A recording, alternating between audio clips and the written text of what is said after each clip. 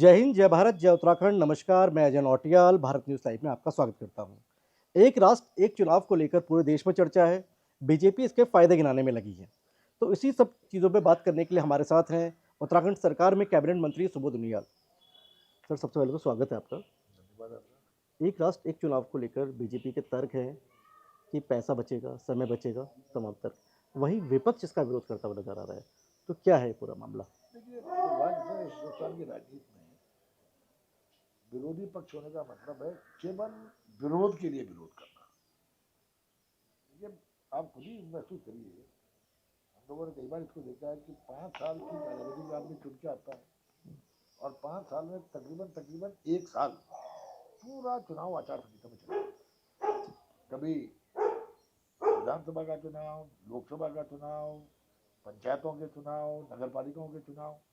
तो आप लगा लीजिए 5 साल का टेन्योर जो मिलता है, तो 1 साल तो आपका वैसे भी अंतिम वर्ष जो होता है वो इलेक्शन ईयर होता है।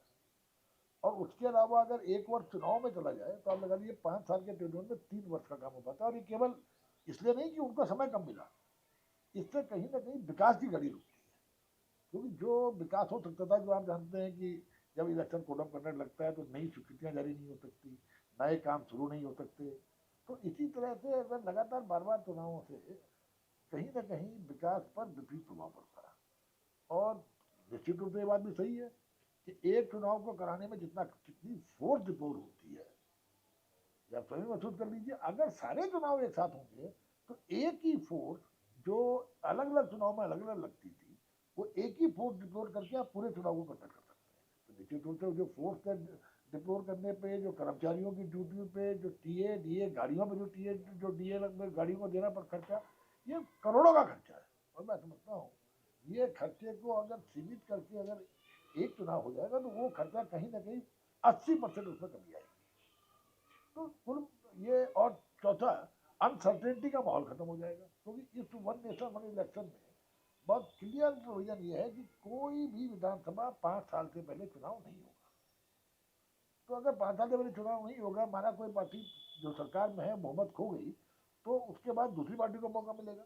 और अगर नहीं बन पा रहा तो और पार्टी सरकार बनाने का प्राविधान है, ताकि चुनाव से बचा जा सके और अननेसरी गवर्नमेंट पर फाइनेंशियल बर्डन न पड़े। तो मैं समझता हूँ ये राज्य के देश के लिए बहुत अच्छा वो है वन नेशन वन इलेक्शन। देखिए, अल्पमत वाली सरकारें जिन राज्यों में चल रही है, अगर वहाँ पे जो समर्थन दे रहे हैं वो विधायक अगर समर्थन वापस ले लेते हैं तो कहीं ना कहीं चुनाव दोबारा नहीं होंगे। मैंने आपसे कहा ना, इसमें प्रोविजन है कि 5 साल बाद ही चुनाव होगा। वो फिर एक संयुक्त सरकार बनेगी। बहुमत खो देती तो फिर कैसे? तो ऑल पार्टी गवर्नमेंट, जिसमें हर पार्टी के प्रतिनिधि आ जाएंगे। देखिए, अनिश्चितता है ना इसमें। तो क्या है?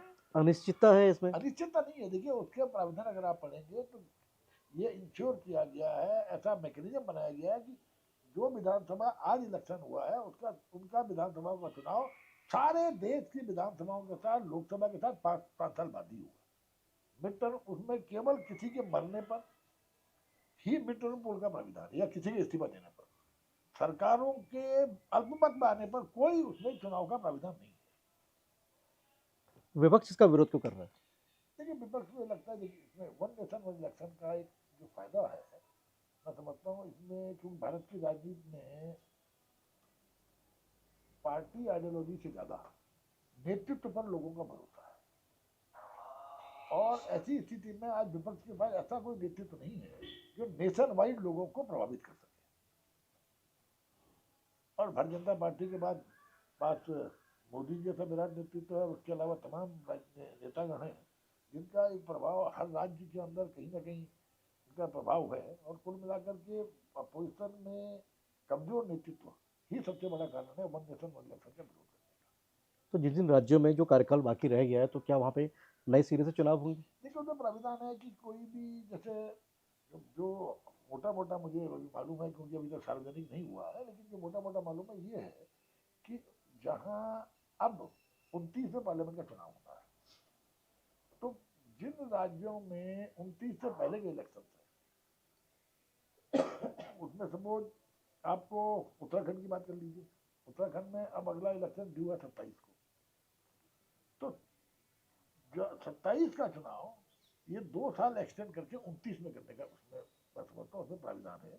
और उससे पहले के जो 29 से पहले, जैसे आपका जो जिनका चुनाव 28 में होना है वो भी 29 में चले जाएंगे, 27 वाला 29 में चला जाएगा। ये इसलिए प्राविधान है कि एक साथ चुनाव हो, और जिनके 26 के चुनाव हैं वहां चुनाव करके वहां फिर 29 में चुनाव होगा।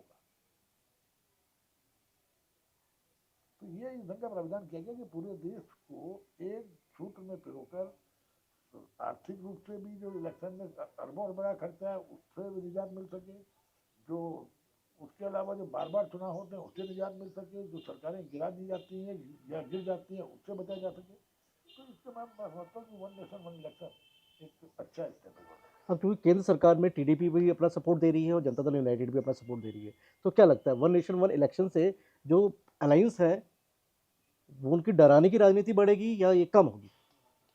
देखिए, वन नेशन वन इलेक्शन जब हो जाएगा तो मैं समझता हूँ स्थिरता भी बढ़ेगी,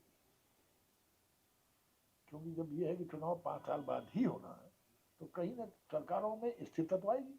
ठीक है, चेहरा बदल जाए, लेकिन बार बार चुनाव में नहीं जाना पड़ेगा।